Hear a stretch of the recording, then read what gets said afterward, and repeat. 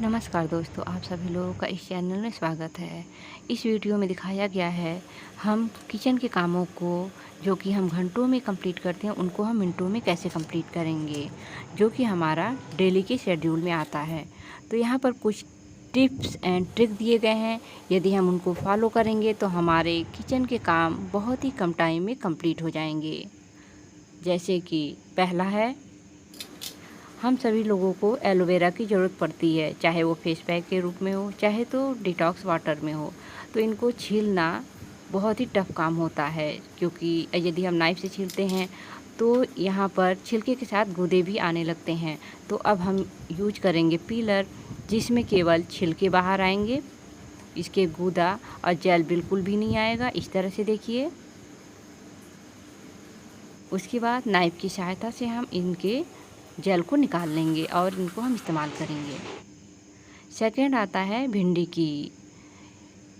भिंडी को हम जब भी आता है तुरंत उसको धुलकर हम इस तरह से कट लगा करके एक किचन टॉवल में फ़ोल्ड करके हम रख देंगे, ताकि जब भी हमको मॉर्निंग में झटपट बनाना हो तो इसको कट करके इसको हमको छौंक लगाना रहे।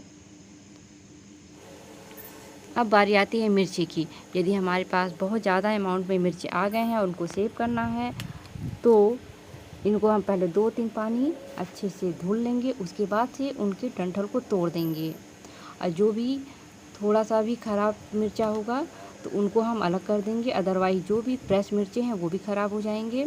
उसके बाद से एक सूखा कंटेनर लेंगे, उसमें नैपकिन पेपर थोड़ा सा डालेंगे और सारे मिर्चे हम उनमें फिल करके एयर टाइट डब्बे में या जार में अच्छे से टाइट करके रख देंगे। अब आती है बारी हमारी लहसुन की। लहसुन को छीलना भी एक टफ काम होता है, तो इनको हम एक पॉट में रखेंगे बड़े, और उसमें डालेंगे गुनगुना पानी और आधे घंटे के लिए छोड़ देंगे, और उसके बाद से हम इसको छीलेंगे। तो हम देखेंगे कि ये जो सारे लहसुन हैं 5 मिनट के अंदर छील करके हम कंप्लीट कर देंगे। इस तरह से देखिए।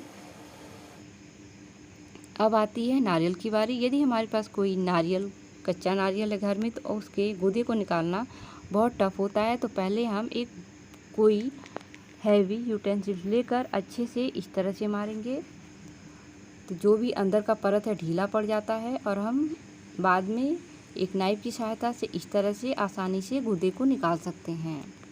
अब इनको सेव करने के लिए हम इसे अच्छे से वॉश कर देंगे।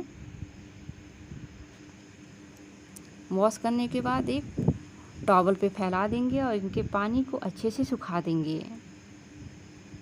उसके बाद से छोटे छोटे टुकड़े में कट करके किसी भी जार में या डब्बे में जो एयर टाइट रहें उनमें नैपकिन डालेंगे, और सारे कट किए हुए नारियल को अच्छे से कर करके हम इसे एयर टाइट कैप से बंद कर देंगे। ऊपर एक छोटा सा नैपकिन पेपर डालेंगे, जिससे कि ये लंबे टाइम तक चले। तो इसे हम 2 से 3 हफ्ते तक आराम से चला सकते हैं। अब बारी आती है धनिए के पत्ती की। इस समय गर्मियों के सीज़न में धनिए के पत्ते बहुत महंगे मिलते हैं, तो इनको सेव करना बहुत ज़रूरी होता है। तो इनको पहले हम इनके रूट्स को काटेंगे, जड़ को थोड़ा थोड़ा ही काटेंगे, हम तनों को नहीं काटेंगे, क्योंकि तनों में अधिकतर खुशबू रहती है। तो इस तरह से देखिए, केवल इसके जड़ को और जो गले हुए पत्ते हैं उनको ही अलग करेंगे, और जो फ्रेश है उनको अलग कर देंगे। तो इनको ठंडे पानी में हम अच्छे से वॉश करेंगे, और उसके बाद से यदि नहीं है तो उनमें आइस क्यूब डालेंगे। इनको अच्छे से धुलने के बाद से देखिए, इस तरह से धुलने के बाद इसके 2-3 पानी हम इसको धुलेंगे, और उसके बाद से धुलने के बाद इसको हम स्ट्रेनर में डाल देंगे। ठंडे पानी में धुलने से इनका कलर नहीं जाता है और ये लंबे टाइम तक फ्रेश रहते हैं। इस तरह से। उसके बाद से इसको हम एक टॉवल पे फैला देंगे और आधे घंटे तक हम पंखे के नीचे रखेंगे, ताकि इनके पानी सारे ख़त्म हो जाए। उनके बाद से इनके डंठल को हम अलग कर लेंगे, इस तरह से कट करके इस तरह, और जो हल्का सा पीलापन पड़ने लगा उनको, और बिल्कुल फ्रेश धनिया को अलग कर देंगे। तो जो डंठल है और धनिया ख़राब हो रहा है, मतलब पीला पड़ रहा है, तो उनको हम रफली कट करेंगे और हम उनको तुरंत के तुरंत इस्तेमाल कर लेंगे। इस तरह से स्टोर करने पर ये जल्दी ख़राब हो जाएंगे। और जो हमारा फ्रेश धनिया है उनको हम अलग से कट करेंगे शेप करने के लिए इस तरह से, और उनमें भी जो डंठल हैं मोटे मोटे उनको हम हटा देंगे। और हमें एक मिठाई का डब्बा है एयर टाइट, तो उसमें हम एक नैपकिन पेपर फैलाएंगे और उसमें धनिए के पत्ते को फैलाकर अच्छे से ऊपर से एक नैपकिन पेपर डाल करके इसको हम एयर टाइट बंद कर देंगे और हम इसको फ्रीज में सेव कर देंगे। और जो हमारा दूसरा धनिया है उसमें हम थोड़ा सा पुदीना पत्ता और करी का पत्ता ऐड किए हैं। उसमें हम नारियल ऐड करेंगे, अब हरी मिर्च, लहसुन की कुछ कलियां और स्वाद के अनुसार नमक, और डालेंगे थोड़ा सा सरसों का तेल, जिससे कि हमारी चटनी लंबे टाइम तक चलेगी। इस तरह बिना पानी का पहले हम इसको ग्राइंड करेंगे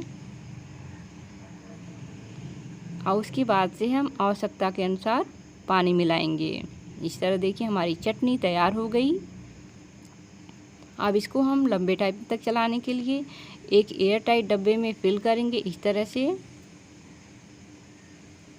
और इसे हम कैप लगा करके फ्रीज में आराम से हफ्तों चला सकते हैं।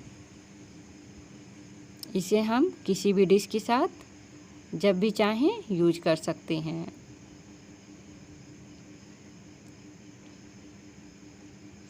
अब कभी कभी होता है कि हमारी सब्ज़ी तो ख़त्म हो जाती है, जैसे छोले हुए, पनीर हुआ और कोफ्ते हुए, लेकिन उसका करी बच जाता है, तो उसको कैसे इस्तेमाल करेंगे उसको इस्तेमाल देख लीजिए। तो हम फ्राई पैन लेंगे, कोई भी कुकिंग पैन लेंगे और उसमें डाल देंगे करी को, और उसमें ये बासमती राइस है इसको डाल देंगे। और इसमें कोई भी मसाले ऐड करने की ज़रूरत नहीं है। इसको 10 मिनट तक मीडियम फ्लेम पर पकाएंगे लीड लगाकर। उसके बाद से देखेंगे ये पक चुका है। और ये देखिए हमारा स्पाइसी और टेस्टी राइस तैयार है। अब हम इसे सर्व करेंगे इस तरह से, धनिए के पत्ते से गार्निशिंग करके।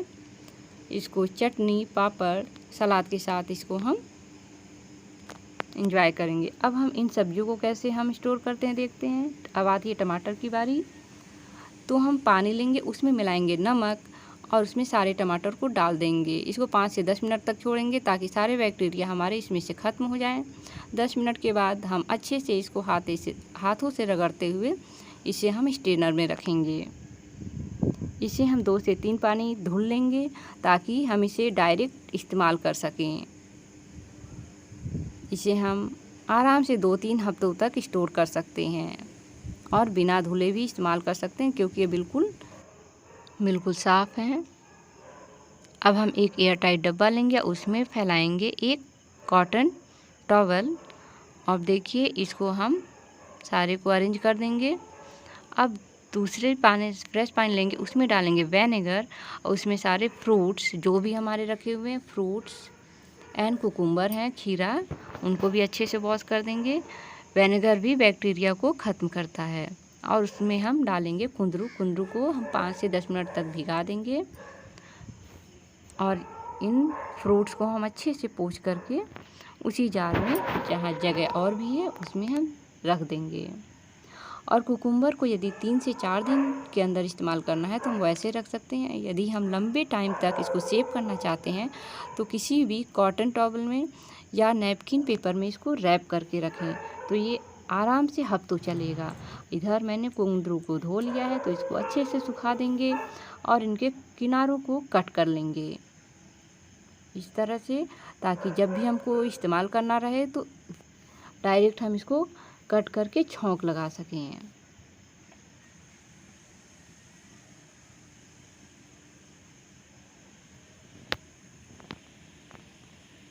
अब हम किसी भी किचन टॉवल में या नैपकिन पेपर में इसको फोल्ड करेंगे और इसको सेव कर देंगे और फ्रीज में रख देंगे। अब आती है बोड़ों को बारी, तो हम इनके किनारों को कट कर देंगे इस तरह से, और हम इनकी कटिंग कर देंगे और इनको धुलेंगे नहीं हम।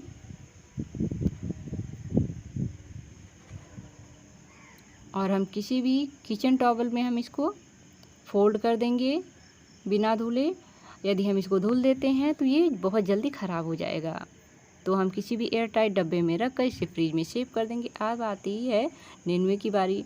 तो हम चाकू से इसे हल्का हल्का छील कर धुल कर हम इसी बड़े कंटेनर में ही रख देंगे और जब बनाना होगा तभी कटिंग करेंगे। अब आती है प्याज की बारी।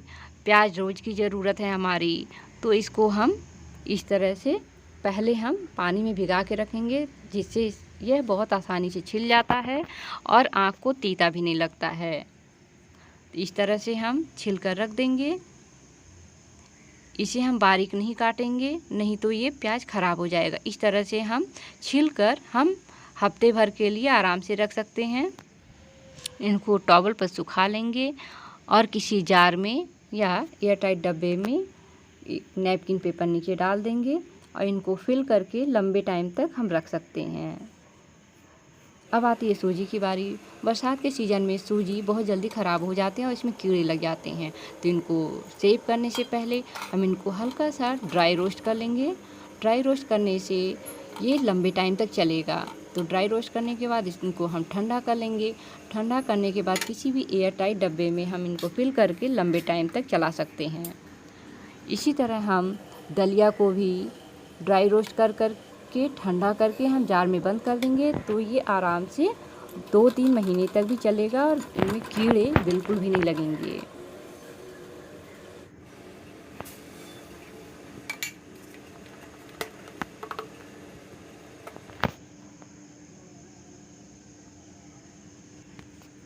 अब आती है बारी दूध की। तो दूध को जब भी हमको किसी भी बर्तन में गर्म करना रहे तो उसमें थोड़ा सा पानी डाल करके फिर दूध को डालें, जिससे नीचे बॉटम में हमारा दूध गर्म करते समय लगेगा नहीं। और यदि हमारा दूध गिरने लगता है बॉयल हो करके, तो उसके ऊपर कोई भी कलछी रख देंगे तो दूध बाहर नहीं आएगा। अब नींबू को यदि 1 से 2 हफ्ते तक चलाना है तो आप वैसे ही जार में रख दीजिए। अगर जो लंबे टाइम तक चलाना है तो इसको किसी भी न्यूज़पेपर में लपेट करके इस तरह रख सकते हैं, तो ये महीनों चलेगा। और इसे आप किसी भी एयरटाइट कंटेनर में बंद कर दीजिए और जब भी ज़रूरत हो आप एक एक करके निकाल सकते हैं। यदि आपके भी चीनी के कंटेनर में चींटियाँ आ जाती हैं तो उसमें कुछ लौंग के टुकड़े डाल देंगे, जिससे हमारे चीनी में चींटियाँ नहीं आएंगी इसके स्ट्रॉन्ग स्मेल से। इसको हम एयरटाइट डब्बे में बंद करके रख देंगे। अब यदि दालों में कीड़े लग जाते हैं तो उनके लिए हम क्या करेंगे, तेज पत्ते के कुछ टुकड़े हम इन दालों के अंदर दबा कर रख देंगे, जिससे इसमें कीड़े नहीं लगेंगे। इसी तरह हम दूसरा टिप है कि यदि दाल या जो भी चने हैं उनमें यदि हम नीम के स्टिक डाल देते हैं तो इनमें कीड़े नहीं आएंगे।